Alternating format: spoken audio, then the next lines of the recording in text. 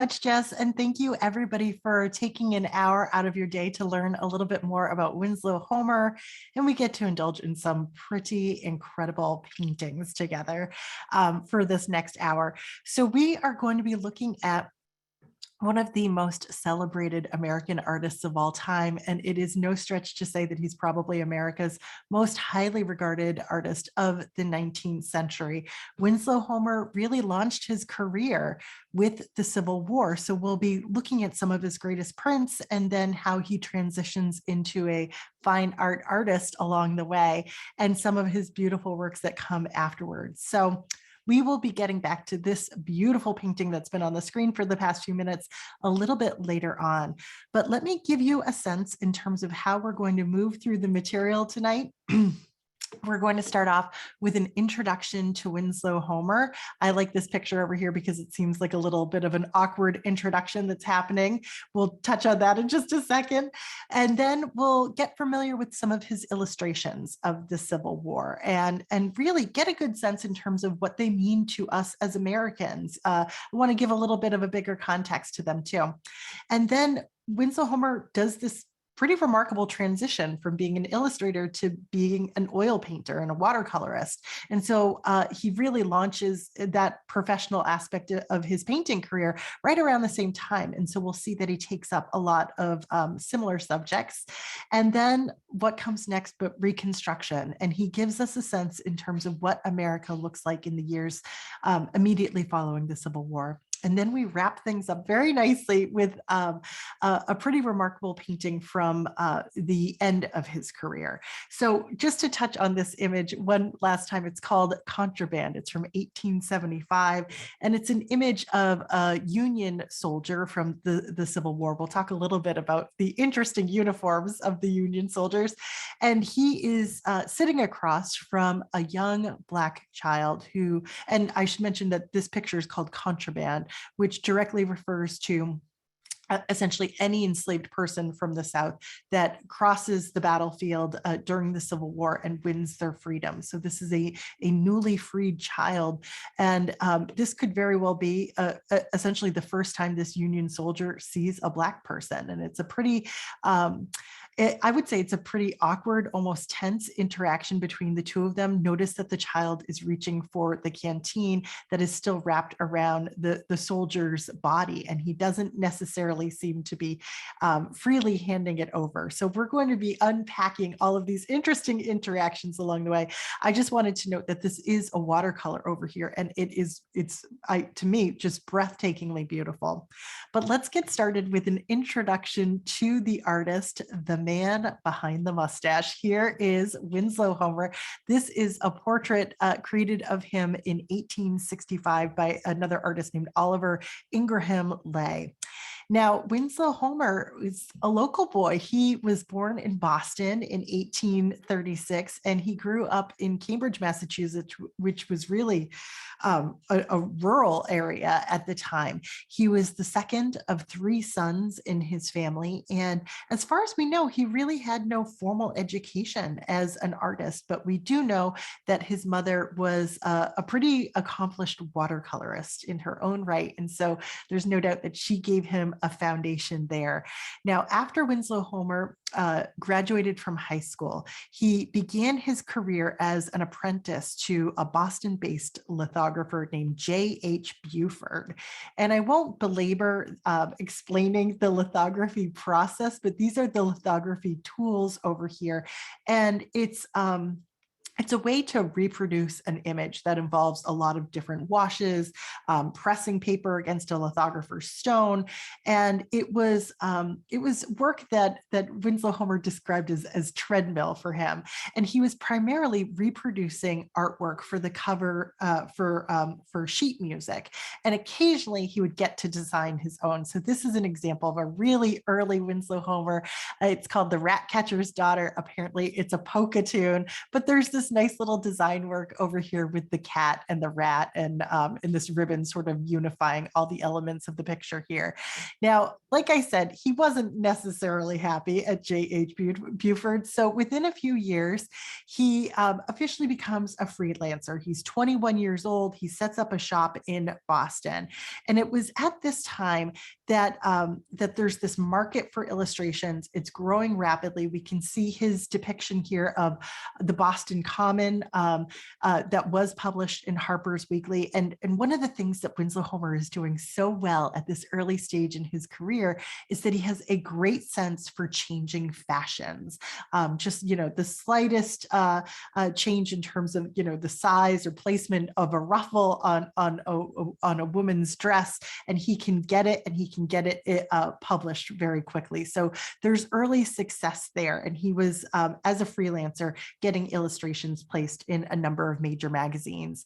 So all of this is going really well for him.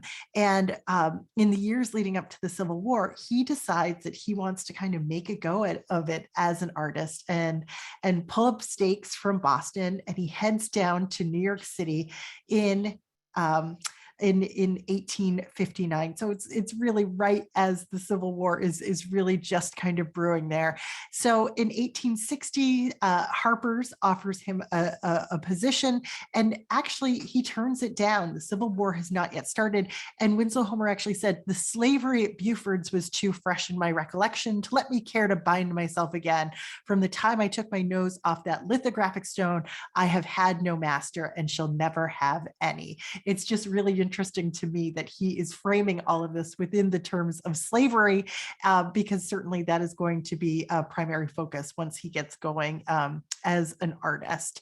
So he's on the cusp of launching his career. We know, of course, that the Civil War breaks out the following year, and he is engaged by Harper's Weekly to go to the front lines. We'll get more into that in just a moment, but I wanted to stay on Winslow Homer for just a beat here. And I have these two pictures side by side. Slightly, I will admit, because it sort of makes me giggle.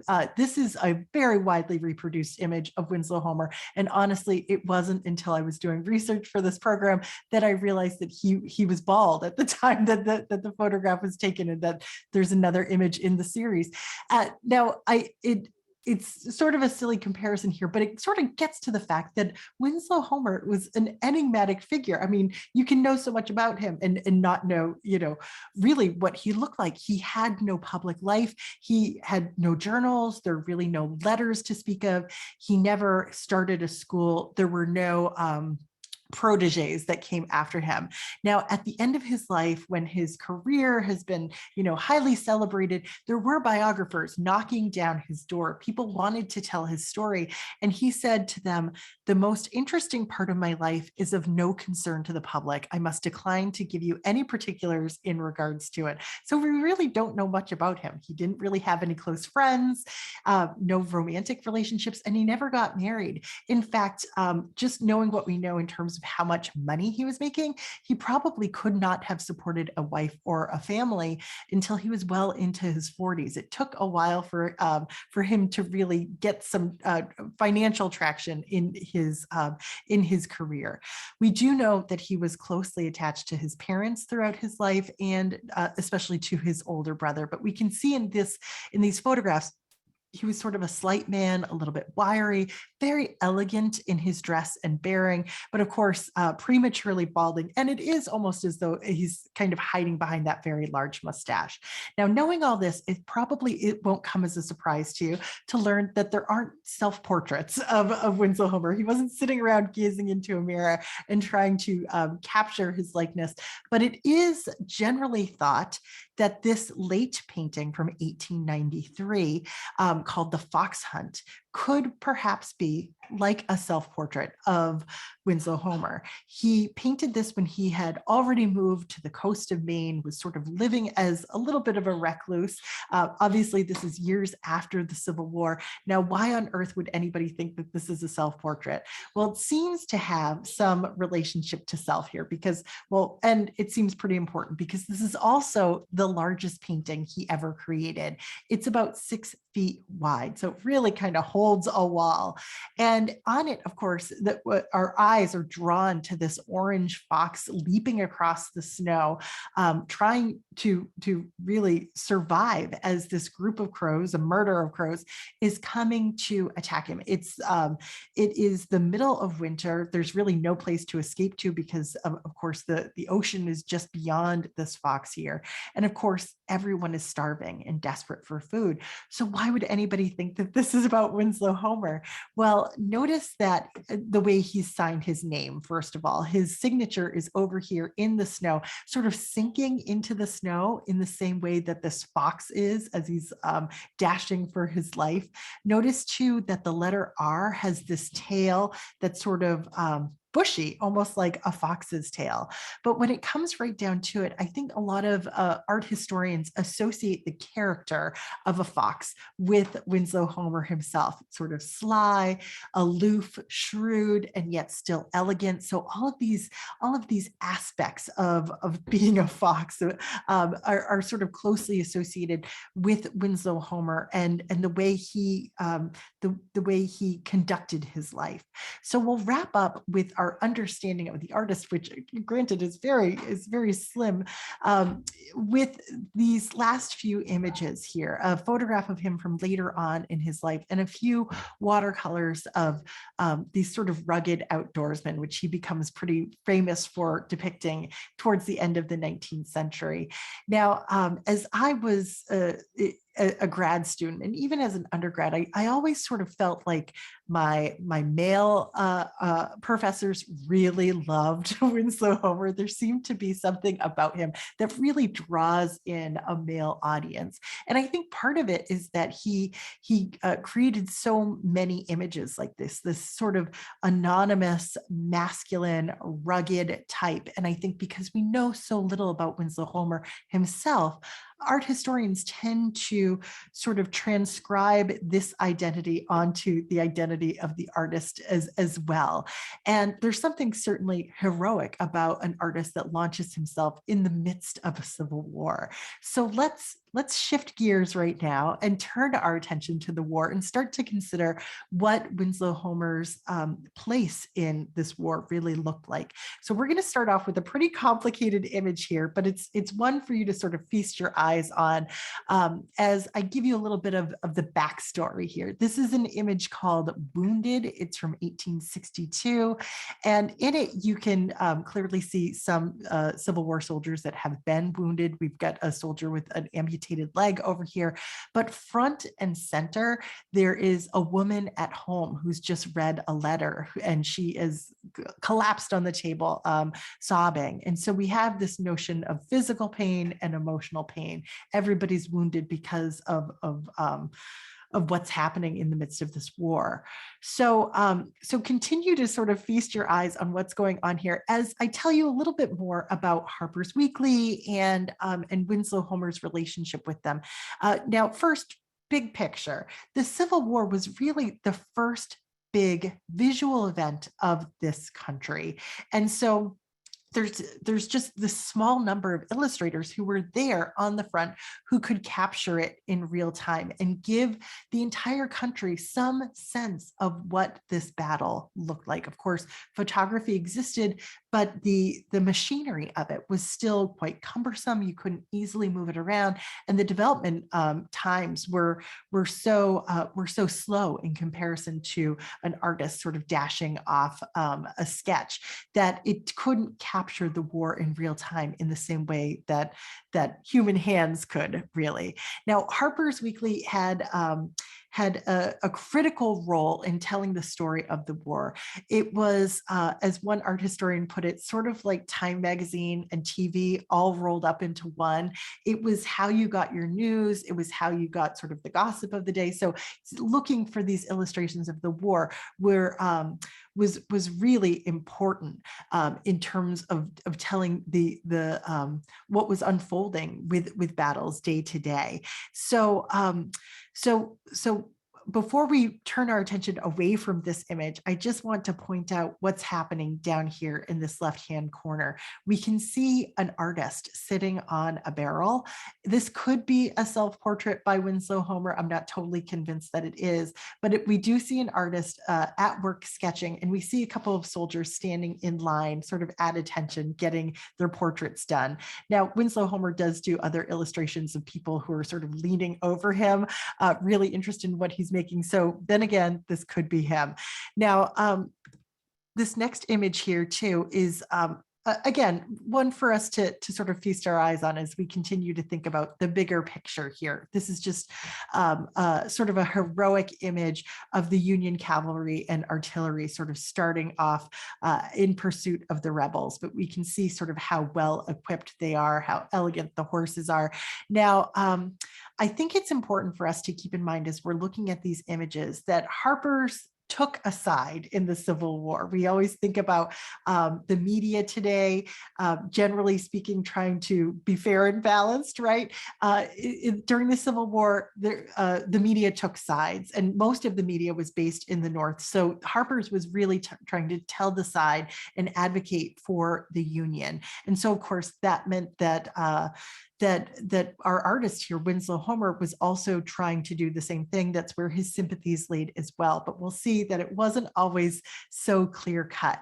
Now, Harper's Weekly had about 200,000 subscribers. So these images were going out to a massive number of people. And then, of course, going far beyond that as well. This was lucrative for Winslow Homer. He was getting paid about $25 per engraved image. And he wasn't doing the engraving himself. He would do a sketch, he would send it off to New York City, and an engraver in the city would have it reproduced for the publication. Now, $25 was good money at that time when Union soldiers were only making about $11 a week. So this was sort of the right place to be, but he was right there kind of in the trenches with the soldiers and facing all of the hardships that they were at the time. So before we move away from this image, I just wanted to show you just one kind of fascinating detail to me is that there is a hot air balloon off here in the distance. If you have good eyes, you can probably make it out, doing surveillance. It's just absolutely surreal to me to be thinking about hot air balloons in the midst of the Civil War. So let's focus our attention now on some of his best known, most celebrated images produced for Harper's Weekly during the Civil War. This one is called The Bayonet Charge from 1862. This is from the Battle of Seven Pines in Virginia. Now, Winslow Homer was on the front line. He was embedded with the Union Army. Did he see this battle in particular? Was he right there? He probably was a safe distance away, but this image certainly makes us feel like he was in the thick of it. It's kind of terrifying. So what we see here is the Union Army coming in from the left, attacking the Confederate army over here. You can see that there are lines and lines, rows of soldiers running into battle. And this is really the last American conflict that we fought like this. There was this sense of honor in running into battle like this, as opposed to camping out in trench warfare like we see in the 20th century. Of course, this is a really effective way of getting yourself killed if you're a soldier. So we see some of that unfolding in the foreground. We see one soldier here whose elbow is pointed to the sky. He's grimacing here. He may have been shot by this sharpshooter in the foreground who doesn't have a bayonet on his rifle. He's there to actually shoot his gun. You can see that he has probably also shot this drummer boy over here on the left, who is falling forward and his drumsticks are on the ground. But we do see this line of Union soldiers with an array of expressions on their faces.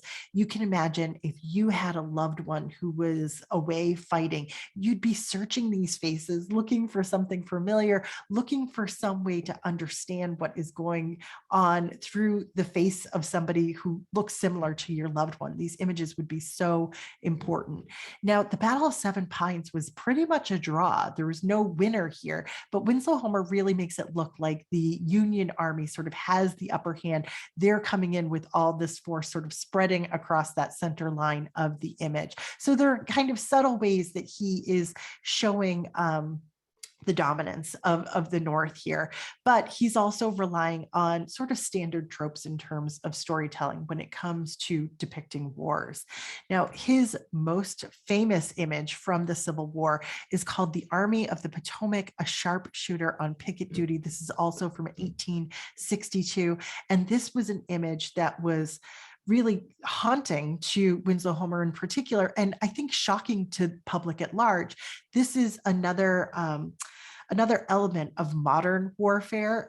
This is a soldier who can essentially camp out pretty much camouflaged from the enemy, and with this kind of revolutionary technology, this rifle with a scope here, they're able to fire at someone up to about a half a mile away. And the idea that somebody had this kind of power in the midst of the Civil War drove soldiers to near nervous collapse on either side. It was really horrifying that that anyone could essentially take someone's life in this way. There was no honor in this kind of combat. At least that was how it was seen at the time. So to show this soldier, even though it was a Union soldier, up in a tree here, who is just looking down the scope and ready to eliminate someone's life. This was a truly terrifying scene. Now notice how this is an image that's really all about balance, right? This is a soldier who almost looks like he's falling off the back of the tree. His foot is wedged over here between the trunk and the branch. His body is sort of balanced by hanging onto the same branch where his rifle is also balanced. And then you almost get this sense of like scales here with the canteen that has been tied over here to another branch. So for Winslow Homer, the man who wrote so little, we do know that this was a particularly terrifying notion to him. He actually wrote a letter to a friend about the experience of looking down the scope of one of these rifles. And he wrote in a letter, "This is what I saw." There's a little design here where looking down that scope, you can easily put someone at a great distance in the crosshairs. And all it takes is a little squeeze of your finger and that person is dead. Winslow Homer wrote, "I looked through one of their rifles once. The impression struck me as being as near murder as anything I could ever think of in connection with the Army. And I always had a horror of that branch of service." So there was a real perspective that he was trying to share with when he created that sharpshooter. Now, some of his other images, I'm just going to sort of move through them kind of quickly. This is a Union Army surgeon. Here he is. We see him from the back, sort of desperately working on an injured soldier, and people with varying degrees of injuries are being brought in to be seen by this surgeon. One person's being brought in on a cot. This is a horse-drawn ambulance sort of in the center background. Other soldiers are carrying in one of their comrades. And then we have a soldier who's sort of standing and waiting to be seen, probably the least affected out of all of them. But we can also see in the background that the war, a battle is raging on here. Incidentally, this is apparently one of the most highly collected, sought after reproductions of Winslow Homer's work. Now, this next image is from early on in the war, and it's called A Bivouac Fire on the Potomac. It's from 1861, and it's just a scene of soldiers, you know, dealing with the boredom of being at war, but not actually fighting. There's a lot of downtime, and Winslow Homer captures a lot of this downtime. And in this scene in particular, we can see soldiers around a fire. Some of them are playing cards here in the foreground. But of course, what's most interesting is that there is a Black figure who is at the center of this composition, whose body is nearly silhouetted against everybody else, who is illuminated by the light from this fire. And this Black figure is dancing. performing for these soldiers.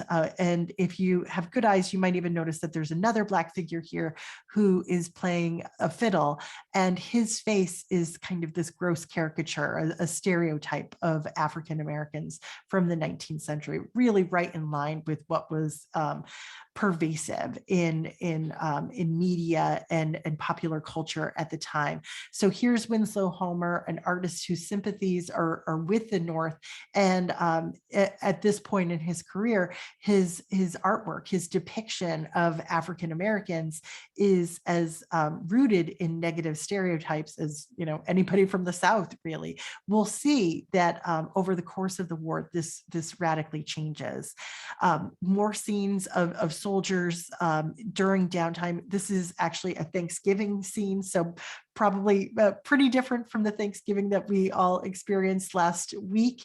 In this case, these are soldiers that couldn't go home. And so these are two in the foreground that are pulling the wishbone. Presumably either one of them who wins this little competition is going to wish to go home. We can see that the war drums in the background are stacked up here. This is not a time for battle. This is a time for this kind of quiet contemplation. Even the knife in the foreground is not there for purposes of violence. It's there to carve the turkey. Just a few more images, illustrations from the war. Winslow Homer captured a number of aspects of wartime life, including the contributions of women, whether they are assisting soldiers in terms of administering last rites or praying with them, or perhaps they're helping wounded soldiers write letters. Up above, they are making bandages. In any event, I think it's really kind of progressive that Winslow Homer was taking up this subject, but also note that the women he's portraying are still contributing to the war efforts in very feminine roles for the time. So, so not really stepping outside of bounds in any way that would make the readers of Harper's Weekly feel too uncomfortable. Winslow Homer also did some wonderful scenes of homecomings. This one is in the midst of the war. This is, I believe it's from 1863, and it's soldiers that are home on leave. And so these, we have these really kind of charming sort of reunion scenes, whether it's between soldiers and their loved ones, or their sweethearts or their family members. Here we have a soldier in kind of the front of this line reuniting with his mother. Now, all of these images really pull at your heartstrings, and you can imagine if you were a subscriber to Harper's Weekly, if you had somebody who was away fighting, I mean, you would just sort of drown yourself in these images. They would provide some sense of solace. Notice too that a lot of these figures almost seem like copy paste. Winslow Homer definitely had a type, both male and female, that he tends to go back to, not just in his illustrations, but for a lot of his paintings as well. So we'll wrap up on his illustrations with an image from 1865 that's called The Empty Sleeve at Newport. And this sort of gives us a sense in terms of what happens after the war. We have a wounded soldier here whose arm has been amputated. The empty sleeve has been sort of pinned up in his jacket, which means that he's unable to drive his own carriage here. So the woman in his life, whether this is his girlfriend or his wife, has had to figure out how to do that for herself. And so we see this really sort of resigned woman in the foreground who understands that her life has profoundly changed because of her husband's injury, and he's also contemplating this kind of role shift in their dynamic as well. So Winslow Homer sort of gives us a sense in terms of how the country's changing because of the war and the injuries and the deaths stemming from it. Now let's turn our attention to his paintings from this time, because this was an artist who always aspired to kind of get out of the illustrative game and get into the painting game. Now, of course, we're looking at another sharpshooter here, but what's really remarkable about this is that this is considered to be his first finished oil painting. So he is literally launching himself as an artist in the midst of the war, and he understands that some of the images that he's already created have a real power to them. So of course he goes back to to what has already worked so well. So this is his painting called Sharpshooter. Maybe you've seen it in person. It's up in Maine at the Portland Museum of Art. Let's just do a quick compare and contrast here. What is he doing that's similar? What is he doing that's different? The composition is nearly identical, although we don't have the canteen sort of creating that sense of scales over here. One of the first things I noticed as I was looking back and forth at these images is that there's so much white around the soldier over here. And it's by necessity. You want to make your image for a news publication as legible as possible. You want people to look at it and understand what they're seeing. Over here on the right, with a painting that people would presumably spend more time looking at, you can really kind of camouflage your sharpshooter as he would have been in real life. And I think that sort of speaks to that horror that Winslow Homer felt about this particular kind of warfare or activity during wartime.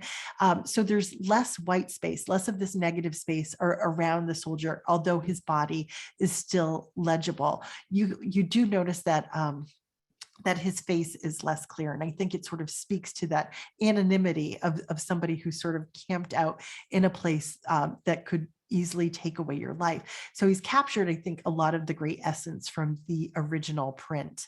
Now, another great Winslow Homer image from the Civil War is this one here called Home Sweet Home from 1863. This is at the National Gallery of Art, so you've got to believe it's really one of his best images from the war. Now, it's not just a picture about these two guys in the foreground, although don't they just kind of seem miserable to be kind of camping out over here? I might just be projecting, but we see their low tent, their little campfire. I look at this standing figure who's kind of holding his back this way, and I just imagine sleeping on the ground isn't as much fun as you think it's going to be. Over here, another figure who's just kind of slumped over, looking kind of bored. You know, there is a lot of downtime when you're not fighting. But really the key to understanding this painting is what's going on in the middle ground here. Lean on in, because if you've got good eyes, you can see that there's a lot of instruments. There is an army band that's actually playing in the background. And these army bands would play all afternoon long if these soldiers weren't fighting. And the Confederate side and the Union side were oftentimes encamped so close together that their bands would spar with each other throughout the day if there wasn't an actual battle going on. So the Union side would play Star Spangled Banner, and then the Confederate side would answer with Dixie, and it would go on, and it would really rile people up. But then, amazingly, at the end of the day, sort of just before dinner, to wind people down again, everything gets a little bit quiet, and both sides played together a song called Home Sweet Home. And it was this reminder to everybody who was listening of all the things that they'd left behind. So these soldiers who are maybe not feeling quite so comfortable in this setting here are actually thinking about the people they left behind, probably the much more comfortable beds that they left behind, essentially all of the wonderful aspects of being home. So it's this moment of quiet contemplation that's happening in the foreground. Also, the great detail here, this is hardtack, the sort of dry food that the soldiers would eat, which was certainly anything but sweet. So great little insight into life for a lot of these soldiers. Now, sometimes Winslow Homer would get pretty close to describing a battle in his paintings. This is called Defiance, inviting a shot at before Petersburg.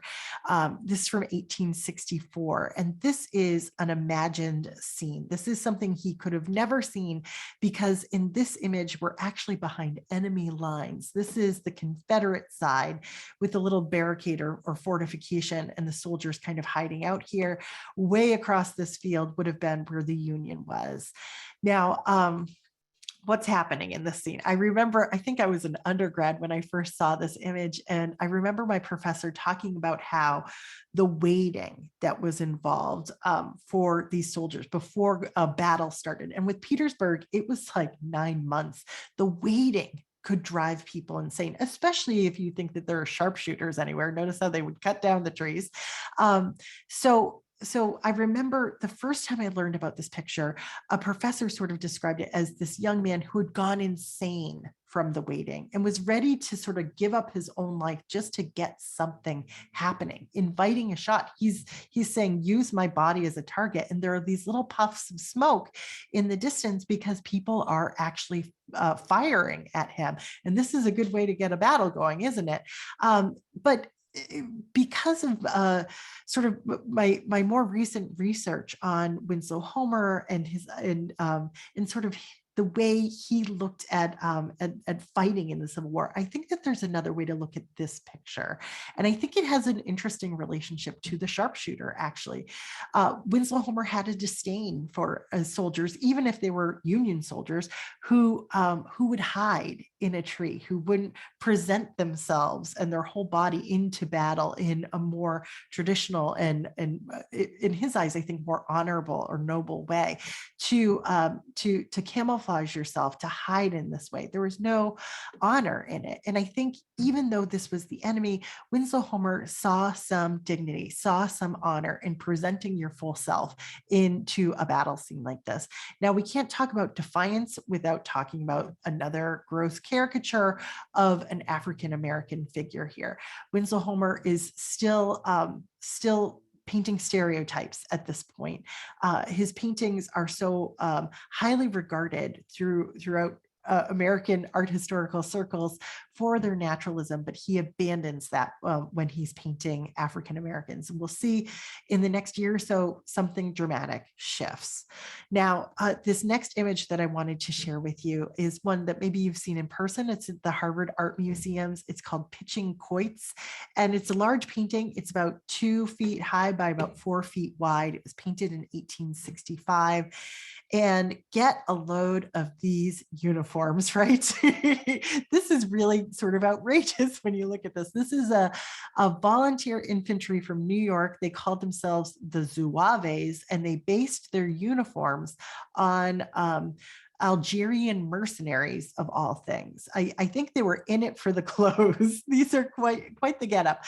And you'd think that, because of the revolution, that soldiers would have known you just don't wear red into battle. So as you can imagine, this made them very easy targets. I think in one of their first major battles, about 3/5 of the Zouaves were killed. So we see a few of them left over, some of them looking a little forlorn, but most of them just looking really bored. But when I look at this picture, I'm just reminded of the fact that Winslow Homer was interested in fashion, and he was particularly good at capturing it. And I think that's sort of what's going on with an image like this one. Now, this next picture is a really sort of critical picture in terms of Winslow Homer's focus and his attention and empathy when it comes to African Americans sort of shifting. It's called The Bright Side. It dates to 1865. And so this picture, we can see soldiers I should call they're actually army teamsters. These men would have been contraband as well. And there's 4 men lying on the ground up against the Silby tent. 1, 2, 3, 4. Each one of them is wearing a different style military hat. A 5th man is poking his head sort of comically out of the tent, looking directly at us.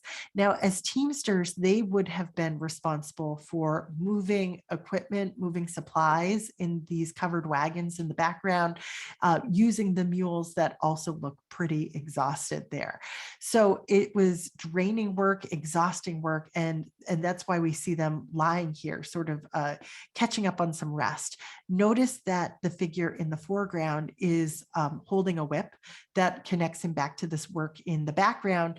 But I think it also sort of prompts us to think about corporal punishment and the abuse of enslaved people in the South, escaping that, and then, suddenly having this power, this authority when you come to the side of the North. But make no mistake, as contraband, they weren't totally free. I mean, they were in service of the U.S. Army here.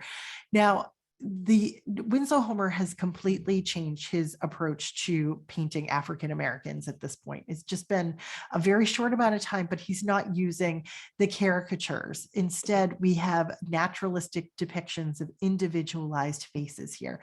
Has he come a complete 180? Some art historians argue no, he hasn't, that he's still using tropes, negative tropes, in order to describe these men.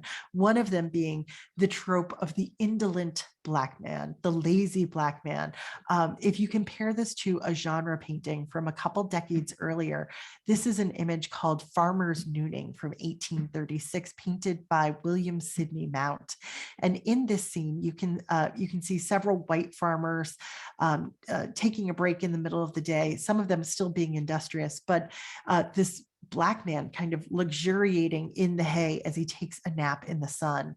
And decades later, Winslow Homer's picture of still naturalistic Black figures at this point are still lying on the ground. They're not actually doing this hard, heavy work that they're associated with. And I think this argument that he's still using this negative trope, I think is reinforced when we look at this next picture that's called Army Boots. It's from right around the same time, 1865. This picture's at the Hirshhorn Museum of Art in DC. Now, these two boys would have been contraband as well. And when you were still young, when you were a child, you had a certain role to play in the Union Army. You could have been a cook, you could have been a laundryman, or you could have been a valet. In this case, we feel like we are peeking into this tent and we see these two young boys and we've interrupted their card game. One of them looks out directly at us, smiling. The other one we can see is sort of reaching for this canteen in the foreground. But the name of the picture is Army Boots. And we can see the boots over here that presumably one of these boys would have been responsible for shining. So once again, there's this sense of the negative stereotype of being lazy when it comes to a picture like this. Like, we've caught them goofing off. They're not doing the work that is expected of them. But I think that there's still this wonderful naturalism in terms of the way Winslow Homer is depicting these figures. And really, there weren't a lot of American artists that were painting Black figures in this way in the 19th century.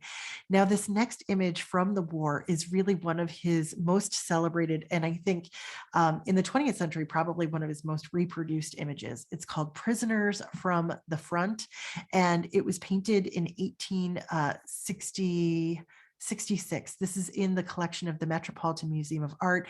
It's about 2 feet high by 3 feet wide. And in this scene, we can see a Union general. Incidentally, this general was the cousin of Winslow Homer, so somebody that he would have felt sympathy with. And he is confronting 3 Confederate soldiers, representative of about 1,000 Confederate soldiers that this Union general was effective in capturing. These are 2 more Union soldiers kind of guarding them just behind. And the Confederacy is represented by this kind of ragtag, threadbare group here. One of them sort of looks like a young aristocratic man who seems to be in kind of direct confrontation with the general. One of them is a much older man, a surprisingly old man to be fighting in this war, who is wearing, these torn and tattered clothes. His hair is really long, his beard is really long.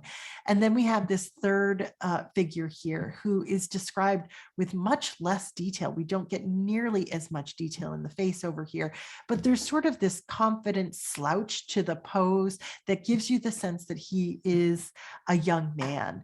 And if you spend a little time looking at his clothing, his accessories here, you realize that he is most likely that same figure that we saw in Defiance. He's got the hat, he's got this kind of diagonal wrap around his body that's probably like some sort of blanket or bedding there. So interesting that that Winslow Homer has created this other further association from this painting. If you zoom in on Prisoners from the Front over here, you can even see that this young boy has 4 bullet holes in his hat. It's almost as though what happened in the previous painting is is being illustrated over here. Now, if we get back to that larger idea about Winslow Homer and his the sense that he was ill at ease with the way that modern warfare really looked. We can see that kind of playing out through all three pictures here, this idea of the dishonor of hiding yourself, the honor or nobility of presenting yourself at battle, and then perhaps the extension of that, even though that these soldiers have been captured, perhaps there is some honor in the way that he's portrayed them. And I think that that really gets to the extended audience understanding of this particular image. I was listening to a lecture from a Winslow Homer scholar, and he talked about how when he was a young man in the 1960s, this was like the picture that was reproduced to mark the 100th anniversary of the Civil War. And he said it was such a smart or emblematic picture to reproduce, because depending on which side you'd been rooting for, if you were still had like Southern allegiances or if you were pro-Union, you can see heroism on either side. We can see a conquering general over here on the right, but we can also see this ragtag group of soldiers that are down on their luck, but are still willing to fight tooth and nail for their side of this war. And I think if, once again, if you still had any sort of allegiances to that Southern cause, even in the 1960s, you could look at these figures here and sort of see some honor in them. Certainly Winslow Homer saw honor in the way that they fought. All right, so let's wrap up Winslow Homer's Civil War paintings with this last image here that's called Near Andersonville from 1866. This is Winslow Homer's only wartime image of an African-American woman, and notice there's no stereotyping here. This is a naturalistic depiction of like a fully realized human being. Now, this picture was lost for about 100 years, found in somebody's attic, misattributed for quite some time. And then these very dedicated Winslow Homer scholars sort of tracked down the title and sort of burrowed into the meaning. The title, of course, refers to an infamous prisoner camp in the South. So a camp where Union soldiers would have been taken. Andersonville is a place where about 13,000 Union soldiers died due to no food and water, lack of sanitation. It was really a horrific scene from the Civil War. And in this particular image, we can see what it really means. We see the human impact of it, because we have this young woman, presumably in the South, presumably enslaved, who is watching these Union soldiers being marched to this prison camp. And so her very fate is like resting in the balance here. She's kind of coming out of the darkness of slavery and into the light of freedom. So there's a lot of nuance here. There's certainly more humanity to the figure. Let's turn our attention now to what happens post-war in this uneasy piece that Winslow Homer depicts in the years of Reconstruction. This is probably his most famous painting from the years following the Civil War. There's two different versions of it. This version is at the Metropolitan Museum of Art. It's from 1872, and what can you say? It's beautiful. It's a gorgeous painting, and in it, we don't really see any signs of the war, do we? It's nostalgic, it's picturesque, it's kids playing, green fields, blue skies, a quaint little red one-room schoolhouse here. But there are other ways to look at this. And one of the primary kind of alternative ways to look at it is that the relationship of these boys, they're playing a game called Snap the Whip. So they're sort of flinging each other's bodies around, that the relationship between their bodies is representative of the relationship between the two sides, North and South, during the Civil War. And you can read it from right to left. In this case, holding on so tightly, trying to preserve the Union. One of them then slips away. There's this push-pull, and then of course eventually the South falls over here. So that's one possible way of reading it. But incidentally, Winslow Homer was for the most part, creating these kind of nostalgic, sweet views of American life in the years following the Civil War, images of children playing, images of beautiful young women who were working on farms or in schools. And this really nobody else was painting these subjects in this way. And he kind of opened the door for artists like Norman Rockwell in the 20th century to focus on the activities of children in this way. But some of Winslow Homer's paintings are really direct references, explicit references to the war. This is such a powerful painting. It's also at the Metropolitan Museum of Art, and it's called Veteran in a New Field. So we go from, that sweet field where the kids are playing to this wheat field, this golden wheat field where we see the back of a soldier, an anonymous figure. We kind of project ourselves into his body. We are there with him psychologically. What might it feel like to go from a battlefield back to the wheat fields that you're tending? We can see a reference to his service from his jacket and his canteen over here. He's got this massive load of work in front of him, and his eyes are trained downwards. We don't see an end to this labor here. He is sort of stuck in the midst of it. And Winslow Homer makes an interesting choice here. As we can imagine, this soldier is sort of thinking about all that he's seen during the battles that he witnessed and that he was engaged in, thinking about all of that death. Winslow Homer edits this this tool that this figure is using for harvesting from a cradle harvest that has multiple sort of tines to it, like a fork, and he reduces it down to something that looks sort of like the Grim Reaper's scythe. So a more direct reference to death. I used to think it was like this really kind of modern thing that he was doing where you could still, where he was actually suggesting the movement of this scythe, but instead he had actually painted out those tines, but the paint was so thin that we can now see what the original composition looked like. So in the end, we know that this is a picture about sort of a figure who's been haunted by what he's seen, that who's supposed to return back to his regular life. But of course, he has been forever changed by what he's witnessed in the war.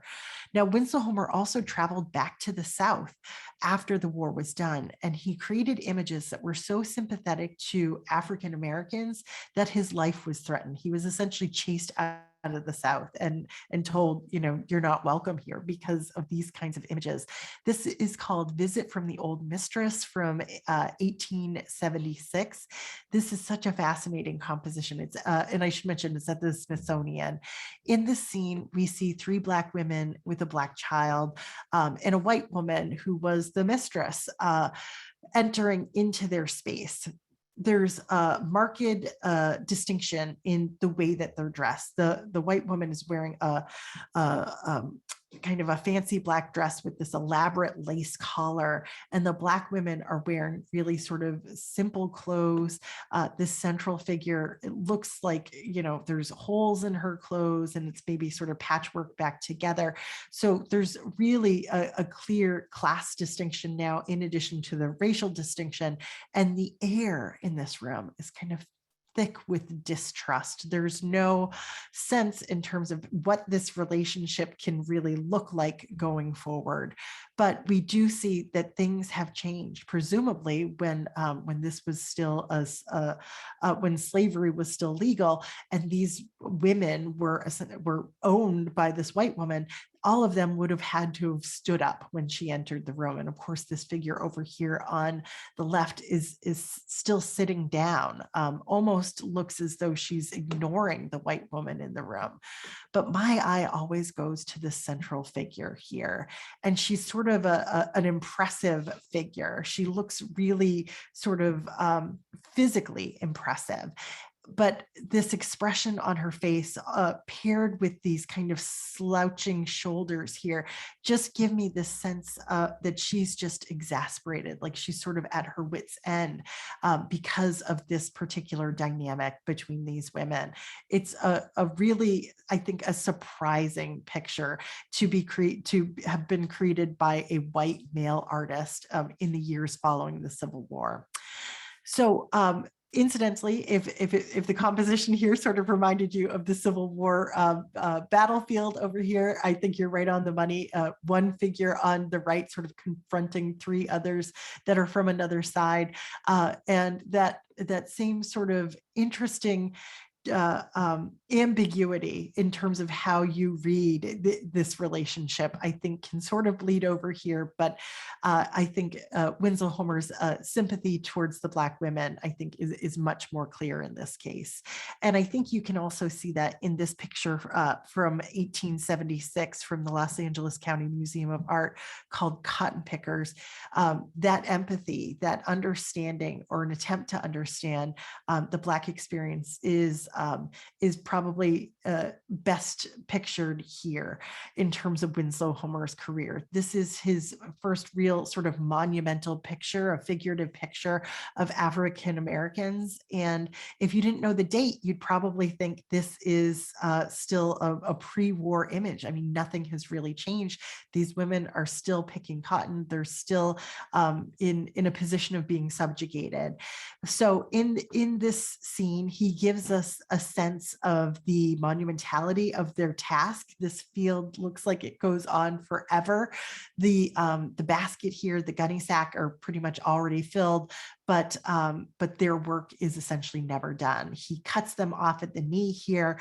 They are mired in this, and it's as though their lives are not going to change here. Winslow Homer had spent a little bit of time in France, and he was really taken with Barbizon school paintings, which tend to sort of I should say, make heroes of peasants. So in this case, two paintings by Jean-Francois Millet, you can see that that he's showing peasants working in fields and carrying heavy loads. And I think Winslow Homer is directly transcribing those notions into the image of the two cotton pickers over here on the right. Also sort of interesting to reflect on, he gives us these powerful post-war images of people outside in these fields, working these crops, and still sort of stuck in the past in really interesting ways, sort of against their will in both of these images. So in our last final moments, I just wanted to share with you, wrap this all up with a bow really quickly.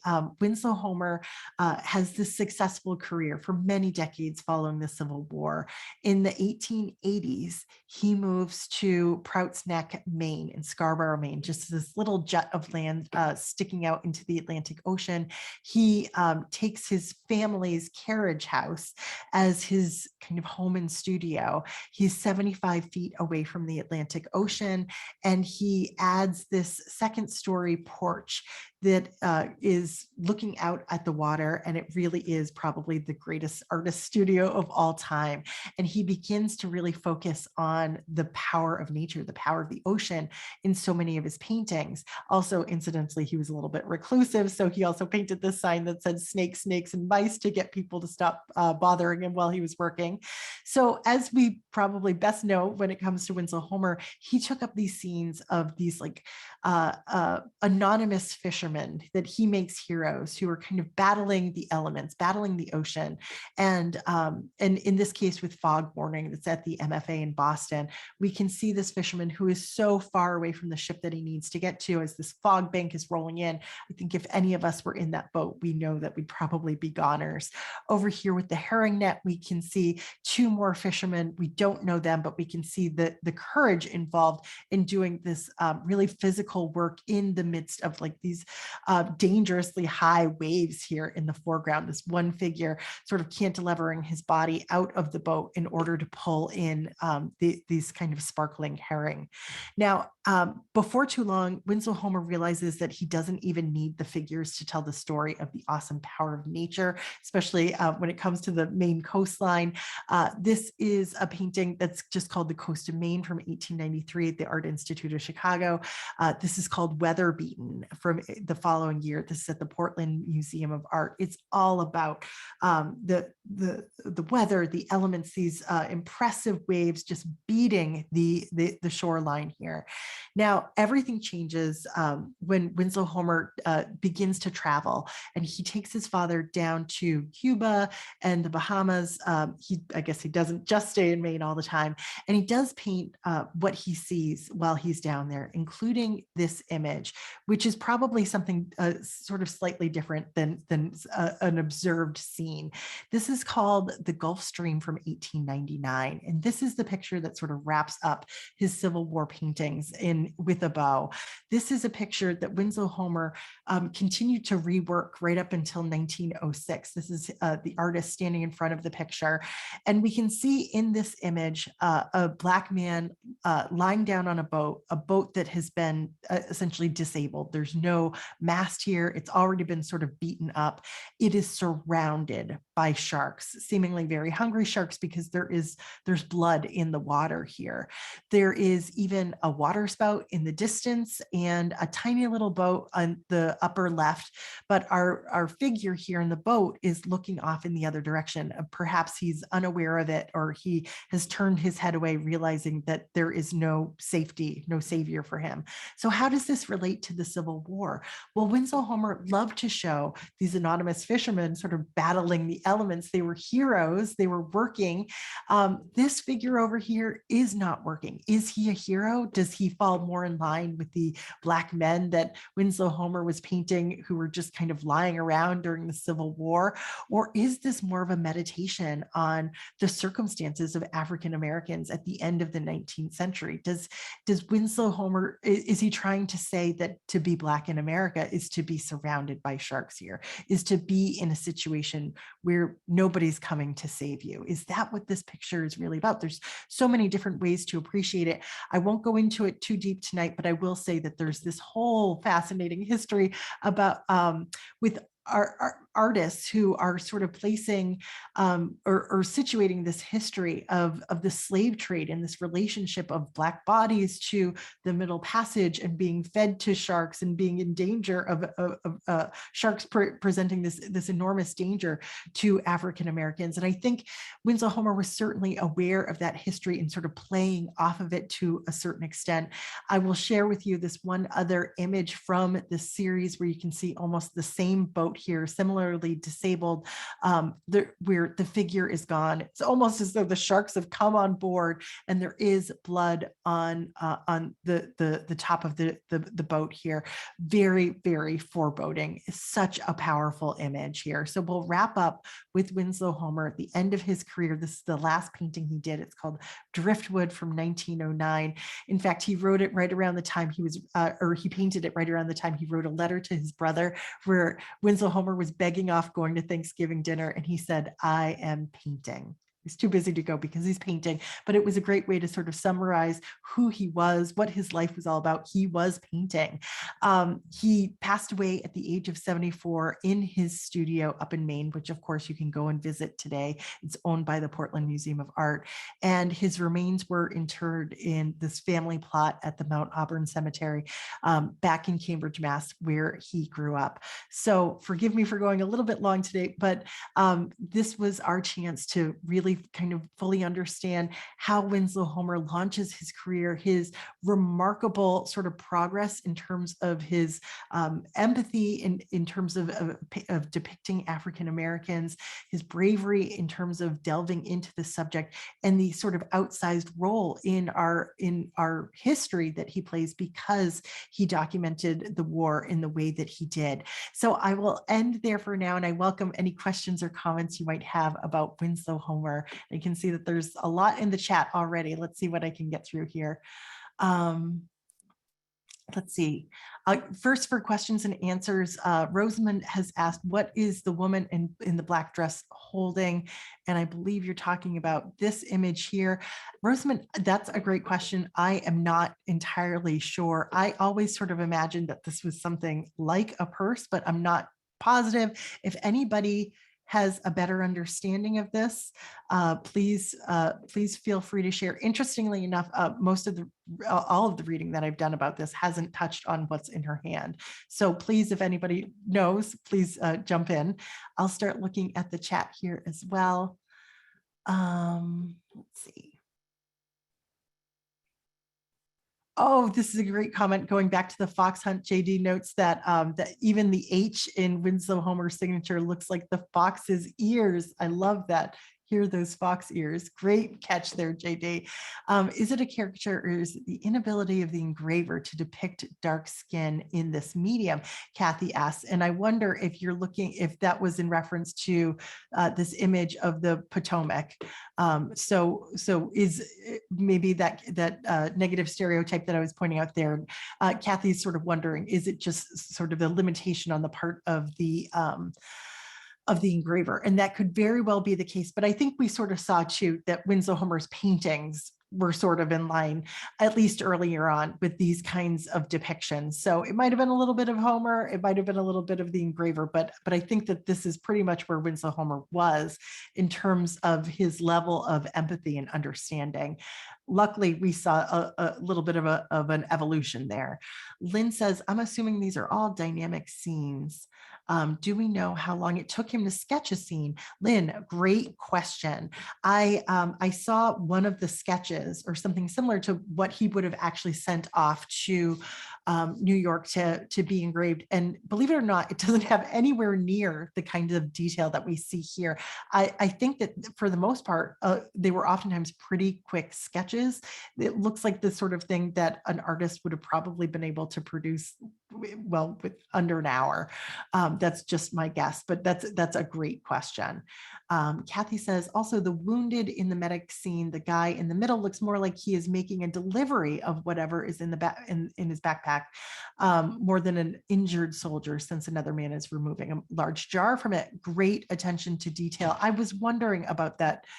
Okay, yes, that wonderful, Kathy. Thank you for sharing that. I just assumed he was wounded and somebody was helping him remove his backpack, but I think you're right. He's probably delivering supplies there. I do see this soldier taking like a jar out of it. Karen says, was the soldier in the first painting you showed contraband wearing a Zouave uniform as well? Karen, I think you're right about that. There's certainly elements that seem sort of exotic for a Union soldier. And I think a lot of the Zouaves wore these kind of fezzes too. And they did actually change the color of their pants, I think, after that particularly bloody battle that they had. So I think that this is a Zouave. Kathy says the clouds in the Zouaves are incredible, very realistic. Why make the sky realistic but nothing else? Got the impression that the boots were the barefooted boys' boots. Okay, so just moving along to the Zouaves. Now I got to look at those clouds. Let's see. Oh, yes, those are lovely. Absolutely gorgeous clouds up there. And she also says, I got the impression that the boots were the barefooted boys' boots with his socks still sitting in it. Oh, perhaps. Okay, so sort of understanding that these could belong to the boys. And as I'm looking here, there are other boots too. So maybe you could sort of read it either way. But that's a great attention to detail, Kathy. Thanks for sharing that. Oh, I love that people are really delving into the details here and sharing them, because obviously I'm just one person and there's no way I can get all of it right. So I really love all of this coming in and sort of broadening our understanding of what these works could be about. Kathy says, is she watching or hiding behind the door frame? I'm not sure which work that is in reference to. I'm guessing it's this one.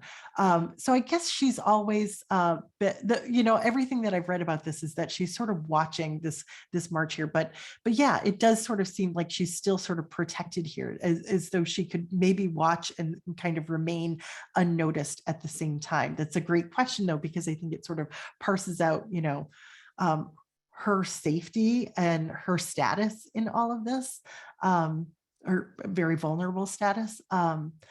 Wendy says, what a contrast of Harper's Weekly allowing African Americans being depicted versus Rockwell's arrangement with the Saturday Evening Post. Wendy knows my programs. And so there is, I think, a really fascinating parallel there. And now that I really understand Winslow Homer in a whole new way, I have to say, I think that Norman Rockwell was looking back at his work quite a bit throughout his time with the Saturday Evening Post, but you hit the nail on the head with that one, Wendy. Absolutely.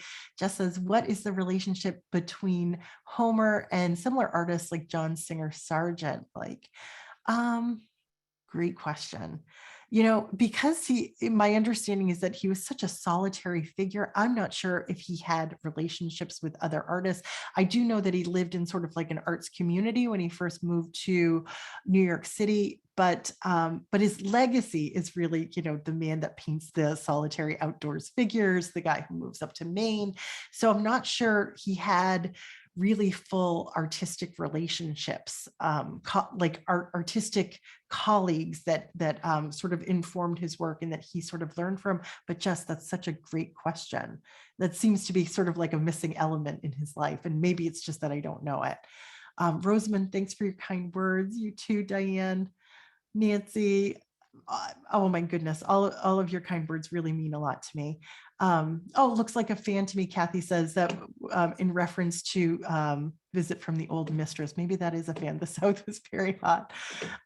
Sue, thank you so much. Wendy says her hand might be holding something that lifts up part of her billowing dress when walking. Oh, that's interesting too. Yes, I could imagine something like that because that is a floor-length dress. Absolutely. Karen, thank you so much for your kind words. Let's see. Back to the boys with the pair of boots. Is there crumpled money to the right of the boys? Fascinating question. Let's go back here. To the right of the boys. I'm guessing you're looking over here. I'm not sure I see it.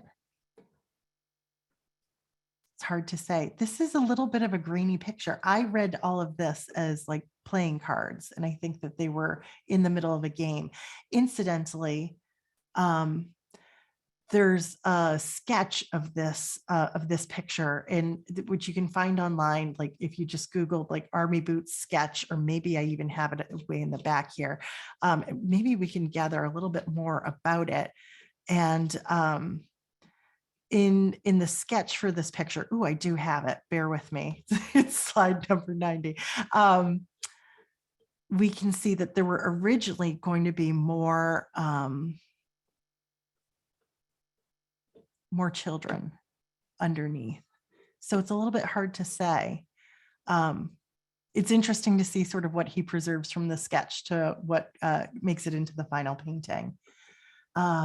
Sally, thank you so much for your kind words. It was really nice to see so many people come out tonight, and that you're still on right now as I sort of fumble trying to find answers to these very wonderful, insightful questions and details that people are calling up. So I really appreciate everybody and their time. Jess, thank you so much for